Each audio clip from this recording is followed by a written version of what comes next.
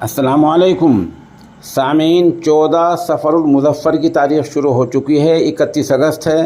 ख़बर का उन्वान है एक देश एक चुनाव।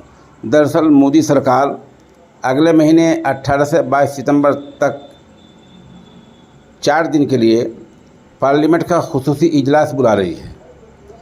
इस इजलास में कई मीटिंगें होंगी, कई नशिस्तें होंगी, कई बैठकें होंगी।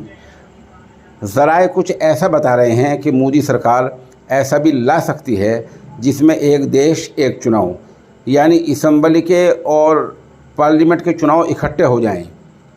विधानसभा के, लोकसभा के, एमपी के और विधायक के, ये सब चुनाव एक साथ हो जाएं। ऐसा मोदी सरकार भी ला सकती है, ऐसा सरकार का मंशा है। बता दें कि ला कमीशन इससे पहले सिफारिश कर चुका है और ये पूछ चुका है अपोजिशन पार्टियों से कि क्या ऐसा मुमकिन है, आप लोग राय दें।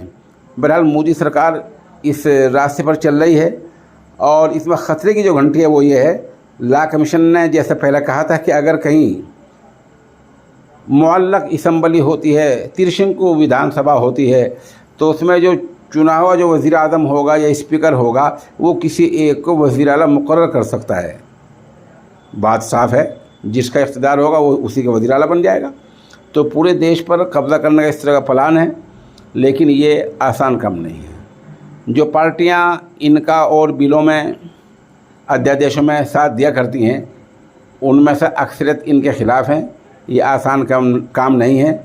राहुल गांधी ने 18 से 22 सितंबर तक जो इजलास बुलाया है उसको घबराहट में उठाया गया कदम बताया है और कहा कि दरअसल अडानी पर जब भी कोई मामला आता है तभी मोदी जी कोई ख़ास बहस शुरू कर देते हैं। अडानी पर जब कोई बहस होती है तो मोदी जी कोई ख़ास बहस शुरू कर देते हैं। उनका यही मकसद है कि अडानी को किसी तरह बचाया जाए। बहरहाल 18 से 22 सितंबर तक पार्लियामेंट का इजलास होना है। अब देखना ये है कि सरकार एक देश और एक चुनाव ऐसा बिल लाती है या नहीं लाती है।